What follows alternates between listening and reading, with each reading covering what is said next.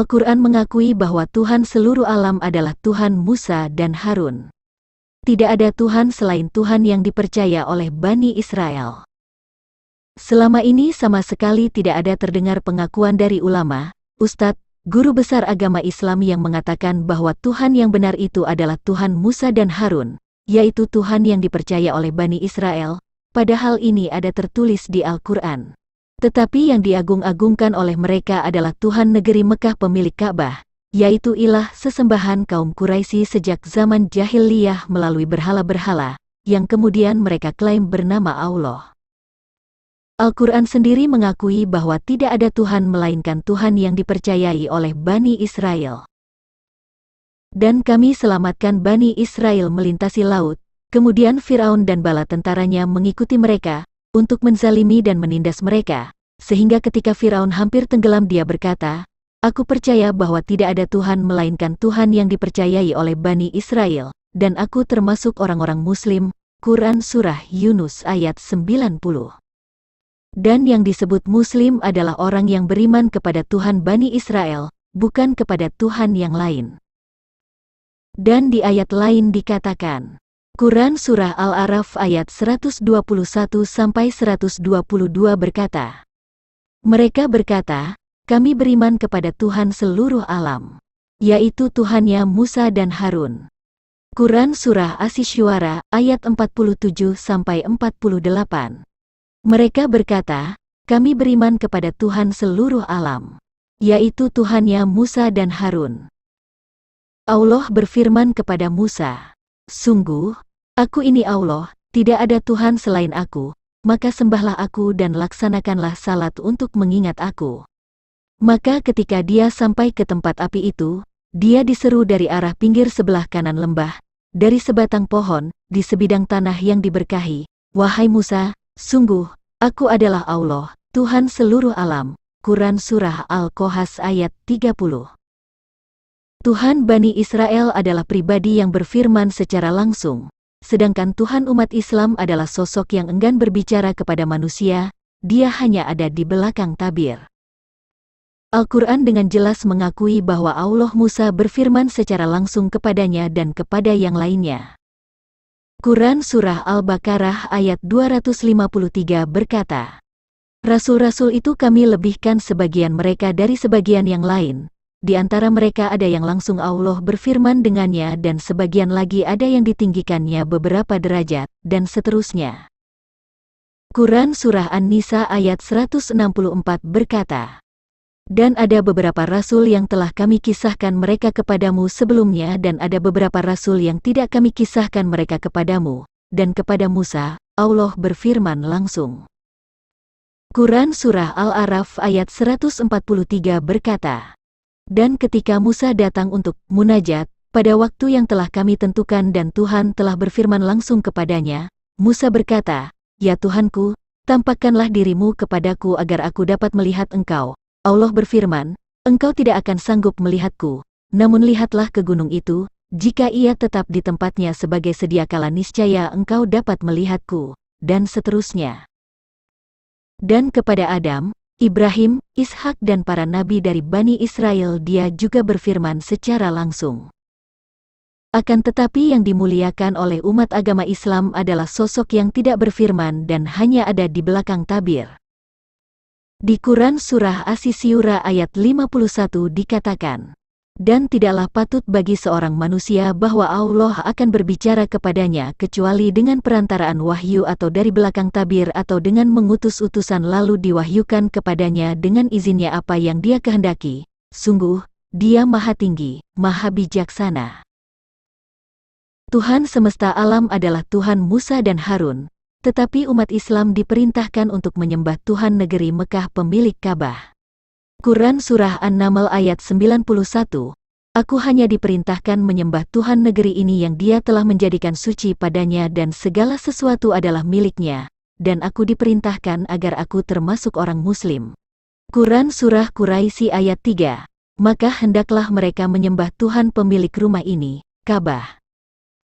Kalau tidak ada Tuhan melainkan Tuhan yang dipercayai oleh Bani Israel, Tuhan seluruh alam, sedangkan umat Islam diperintahkan menyembah sosok lain yaitu Tuhan negeri Mekah pemilik Ka'bah. Oleh karena itu, siapakah sosok ini? Di Quran Surah An-Nisa ayat 117 dikatakan, yang mereka sembah selain Allah itu tidak lain hanyalah berhala, dan mereka tidak lain hanyalah menyembah setan yang durhaka. Oleh karena itu mari kita telusuri ayat-ayat Al-Quran, untuk mengenal lebih jelas siapa sebenarnya sosok Tuhan negeri Mekah pemilik Ka'bah ini. Pertama, Al-Quran mengatakan jika Allah SWT adalah sosok pembinasa manusia. Quran Surah Fatir ayat 15-16. Wahai manusia, kamulah yang memerlukan Allah, dan Allah dialah yang maha kaya, maha terpuji. Jika Dia menghendaki, niscaya Dia membinasakan kamu dan mendatangkan makhluk yang baru. Quran Surah Al-An'am ayat 133. Dan Tuhanmu maha kaya, penuh rahmat, jika Dia menghendaki, Dia akan memusnahkan kamu dan setelah kamu musnah akan Dia ganti dengan yang Dia kehendaki, sebagaimana Dia menjadikan kamu dari keturunan golongan lain. Kedua, Al-Quran mengatakan bahwa Allah SWT menjadikan perbuatan buruk terasa indah. Quran Surah An-Naml ayat 4.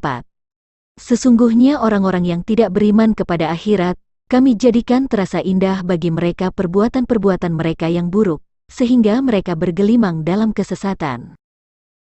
Ketiga, Al-Quran mengatakan Allah SWT mengutus setan-setan, sedangkan Allah yang benar, utusannya adalah malaikat. Quran Surah Maryam ayat 83. Tidakkah engkau melihat bahwa sesungguhnya kami telah mengutus setan-setan itu kepada orang-orang kafir untuk mendorong mereka berbuat maksiat dengan sungguh-sungguh? Manusia saja masih memiliki kasih kepada anaknya yang kadangkala mengecewakan dirinya. Bukankah manusia itu ciptaan Tuhan sendiri sehingga Dia masih memiliki kasih kepada manusia walaupun mereka memiliki sifat memberontak kepadanya? Apakah manusia lebih suci hatinya daripada Tuhan? Keempat, Allah SWT adalah sosok yang menimbulkan permusuhan dan kebencian di antara orang Nasrani hingga hari kiamat. Quran Surah Al-Maidah ayat 14. Dan di antara orang-orang yang mengatakan, kami ini orang Nasrani, kami telah mengambil perjanjian mereka, tetapi mereka melupakan sebagian pesan yang telah diperingatkan kepada mereka, maka kami timbulkan permusuhan dan kebencian di antara mereka hingga hari kiamat. Dan kelak Allah akan memberitakan kepada mereka apa yang telah mereka kerjakan. Quran Surah Al-Maidah ayat 64.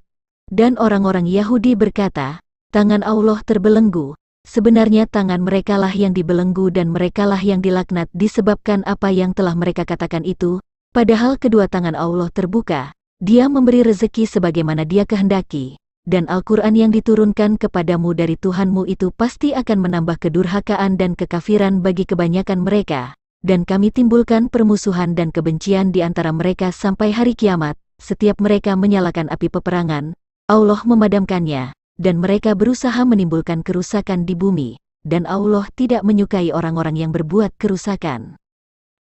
Tuhan yang benar adalah sumber kasih sedangkan kebencian datangnya dari iblis. Bani Quraisy merasa bahwa apa yang mereka muliakan melalui berhala-berhala di Ka'bah dari sejak dahulu adalah Allah sang pencipta mereka, dan sosok inilah yang kemudian dijadikan sebagai Allah di dalam agama Islam. Quran Surah Az-Zukhruf ayat 87. Dan jika engkau bertanya kepada mereka, siapakah yang menciptakan mereka? Niscaya mereka menjawab, Allah. Jadi bagaimana mereka dapat dipalingkan dari menyembah Allah? Quran Surah Luqman ayat 25. Dan sungguh, jika engkau Muhammad tanyakan kepada mereka, siapakah yang menciptakan langit dan bumi, tentu mereka akan menjawab, Allah. Katakanlah, segala puji bagi Allah, tetapi kebanyakan mereka tidak mengetahui. Quran Surah Az-Zumar ayat 38. Dan sungguh, jika engkau tanyakan kepada mereka, siapakah yang menciptakan langit dan bumi, niscaya mereka menjawab, Allah, dan seterusnya. Dari ayat-ayat ini sangat jelas terlihat bahwa Allah sebagai sang pencipta hanya didasarkan kepada dugaan mereka, lalu mereka membuat patung-patung di Ka'bah untuk menyembahnya, sedangkan Allah tidak pernah menyatakan diri kepada mereka. Sedangkan Muhammad sendiri telah menyatakan sikap untuk menolak apa yang mereka sembah dari dulu sebagai Tuhan, sebab sosok itu hanya berdasarkan anggapan mereka. Dan Muhammad sendiri mengatakan bahwa ia telah mendapat petunjuk dari Tuhan bangsa Israel. Quran Surah An-Najm ayat 23 mengatakan, "Itu, Al-Lata, Al-Uzza, dan Al-Manat, tidak lain hanyalah nama-nama yang kamu dan nenek moyangmu mengada-adakannya. Allah tidak menurunkan suatu keterangan apapun untuk menyembahnya. Mereka hanya mengikuti dugaan, dan apa yang diingini oleh keinginannya, padahal sungguh, telah datang petunjuk dari Tuhan mereka." Tuhan mereka yang dimaksud adalah Allah yang menurunkan Taurat dan Injil, Tuhan Bani Israel. Di Quran Surah Al-Mu'min ayat 66 dikatakan, "Katakanlah Muhammad, sungguh, aku dilarang menyembah sembahan yang kamu sembah selain Allah, setelah datang kepadaku keterangan-keterangan dari Tuhanku, dan aku diperintahkan agar berserah diri kepada Tuhan seluruh alam." Maksud dari keterangan-keterangan dari Tuhanku adalah petunjuk yang ada di dalam Taurat dan Injil. Di Quran Surah Al-An'am ayat 56 dikatakan, "Katakanlah Muhammad, aku dilarang menyembah Tuhan-Tuhan yang kamu sembah selain Allah. Katakanlah, aku tidak akan mengikuti keinginanmu. Jika berbuat demikian, sungguh tersesatlah aku, dan aku tidak termasuk orang yang mendapat petunjuk." Di Quran Surah Yusuf ayat 40 dikatakan, "Apa yang kamu sembah selain Dia, hanyalah nama-nama yang kamu buat-buat, baik oleh kamu sendiri maupun oleh nenek moyangmu. Allah tidak menurunkan suatu keterangan pun tentang hal itu, keputusan itu hanyalah milik Allah. Dia telah memerintahkan agar kamu tidak menyembah selain Dia, itulah agama yang lurus, tetapi kebanyakan manusia tidak mengetahui." Dan di Quran Surah Al-An'am ayat 90 sangat jelas diperintahkan. Mereka itulah, yaitu para nabi sebelumnya, yang telah diberi petunjuk oleh Allah, maka ikutilah petunjuk mereka. Katakanlah Muhammad, aku tidak meminta imbalan kepadamu dalam menyampaikan Al-Quran. Al-Quran itu tidak lain hanyalah peringatan untuk segala umat seluruh alam. Quran Surah Al-An'am ayat 90. Ayat ini sangat jelas memerintahkan supaya umat Islam mengikuti petunjuk dari para nabi sebelumnya, bukan mengikuti hadis dan petunjuk dari ulama-ulama orang Arab. Dan Al-Quran itu sejatinya hanya sebuah peringatan kepada kaum Quraisy untuk membenarkan Taurat dan Injil dan Tuhan Bani Israel. Dan barang siapa menyembah Tuhan yang lain selain Allah, padahal tidak ada suatu bukti pun baginya tentang itu, maka perhitungannya hanya pada Tuhannya. Sesungguhnya orang-orang kafir itu tidak akan beruntung. Quran Surah Al-Fil ayat 1-5 dan Quran Surah Al-Quraisy ayat 1-4 adalah satu bukti bahwa Allah yang dimaksud oleh agama Islam adalah ilah berhala Bani Quraisy yang disembah melalui berhala Hubal di Ka'bah sejak dahulu. Quran Surah Al-Fil ayat 1-5. Ayat ini mengisahkan bagaimana Allah SWT melindungi Ka'bah dari pasukan bergajah. Tentang pasukan bergajah. Pasukan bergajah adalah pasukan yang dipimpin panglima perang yang berkuasa di Yaman, yakni Abrahah yang berasal dari Habsah atau Ethiopia yang ingin menghancurkan Ka'bah di Makkah. Namun, sebelum pasukan Abrahah mencapai Ka'bah, Allah SWT menunjukkan kekuasaannya dengan menghancurkan mereka. Kisah ini terjadi antara tahun 570 dan 571 Masehi dan dikenal sebagai Tahun Gajah, dan juga tahun ini menjadi tahun kelahiran Nabi Muhammad. Berdasarkan sejarah Islam, sebelum Muhammad mulai menyebarkan agama Islam di Mekah dan Madinah yaitu tahun 610 Masehi, orang-orang Mekah adalah penganut agama pagan, yang mana Ka'bah adalah tempat untuk menyembah berhala Hubal sebagai Allah mereka dan Al-Lata, Al-Uzza dan Al-Manat sebagai anak-anak Allah.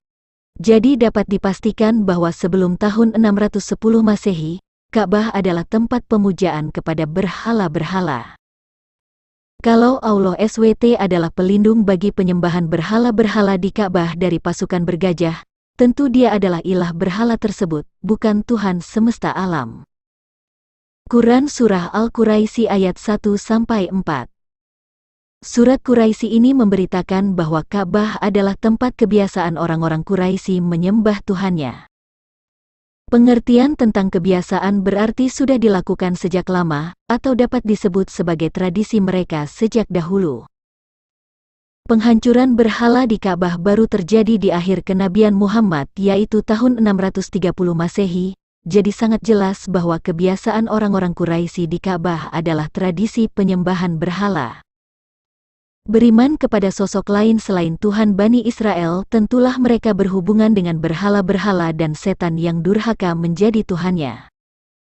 Adalah aneh dari sosok yang berbeda memberitakan kisah para nabi dari Bani Israel dan juga berbicara tentang Taurat dan Injil sebagai wahyu darinya, tetapi dengan versi yang banyak berbeda. Tentu selaku umat Kristen akan penasaran dan ingin tahu mengapa ada sosok yang tidak dikenal memberitakan tentang kisah para nabi dari umat Israel dan kitab-kitab sebelumnya. Nah, dengan motivasi ini terungkaplah bahwa di dalam Al-Quran sebenarnya ada jejak pengakuan bahwa Tuhan yang sesungguhnya adalah Tuhan Bani Israel, tetapi pribadi ini disembunyikan dan dimunculkan sosok yang lain, sehingga sosok yang lain ini terkesan sebagai pribadi yang sama dengan Tuhan Bani Israel. Tuhan negeri Mekah pemilik Ka'bah adalah ilah berhala Bani Quraisy, menjadi tenar karena menjadi penumpang gelap atas nama dan kisah para nabi dari Bani Israel serta Taurat dan Injil, sehingga seakan-akan kitab itu bersumber dari dia dan para nabi dari Bani Israel seakan-akan sebagai utusannya. Tuhan seluruh alam adalah Tuhan Musa dan Harun, Tuhan yang dipercaya oleh Bani Israel. Tidak ada Tuhan lain selain dia. Pribadi inilah yang menciptakan Adam, dan yang menyatakan diri kepada Abraham, Ishak, Yakub dan kemudian datang ke dunia sebagai manusia untuk menggenapi janjinya dalam nama Yesus. Oleh karena itu, apakah agama Islam dapat disebut sebagai agama Abrahamik atau agama Samawi, yaitu agama yang beriman kepada Tuhan Abraham sedangkan mereka beriman kepada ilah lain yang tidak dikenal? Tentu tidak, sebab Tuhannya sendiri sudah berbeda. Agama yang beriman kepada Tuhan Abraham hanyalah agama Yahudi, Samaria dan Kristen. Kalau Anda seorang beragama Islam dan mengatakan agama Islam adalah agama Ibrahim, tentulah Anda hanya orang yang sedang bermimpi atau berhayal, sebab seharusnya Anda paham bahwa agama Islam tidak berdasarkan kitab Taurat Musa dan Injil, Tuhan serta sorganya pun berbeda. Apakah Abraham menyembah dua Tuhan yang berbeda dan bermimpikan sorga sebagai tempat memuaskan nafsu birahi bersama bidadari-bidadari seperti yang diimani di agama Islam? Agama Kristen jelas berasal dari orang Yahudi, agama yang menggenapi seluruh yang dinubuatkan di kitab Taurat dan kitab para nabi. Oleh karena itu agama Kristen masih menggunakan kitab Yahudi yang terdiri dari Torah, Nefim dan Ketuvim, yaitu kitab-kitab yang ada di kitab Perjanjian Lama. Sedangkan kitab Perjanjian Baru adalah kitab penggenapan yang telah dijanjikan di dalam kitab Yahudi, yaitu tentang kedatangan Mesias sebagai juru selamat manusia. Yeremia 31 ayat 31-32. Sesungguhnya akan datang waktunya, demikianlah firman Tuhan, aku akan mengadakan perjanjian baru dengan kaum Israel dan kaum Yehuda. Bukan seperti perjanjian yang telah kuadakan dengan nenek moyang mereka pada waktu aku memegang tangan mereka untuk membawa mereka keluar dari tanah Mesir, perjanjianku itu telah mereka ingkari, meskipun aku menjadi Tuhan yang berkuasa atas mereka, demikianlah firman Tuhan. Jika kaum Yahudi menolak agama Kristen atau mereka menyangkal Yesus sebagai Mesias yang dijanjikan Tuhan bagi mereka sebagai juru selamat, adalah karena mereka tidak paham firman Tuhan yang tertulis di kitab mereka. Oleh karena itu, apa yang dapat dibanggakan sebagai agama Islam yang beriman kepada Tuhan negeri Mekah pemilik Ka'bah? Bukankah pada akhirnya umat agama Islam akan menggenapi apa yang tertulis di Quran Surah Maryam ayat 71, dan sorga sebagai tempat memuaskan nafsu birahi bersama bidadari hanya hayalan atau mimpi saja?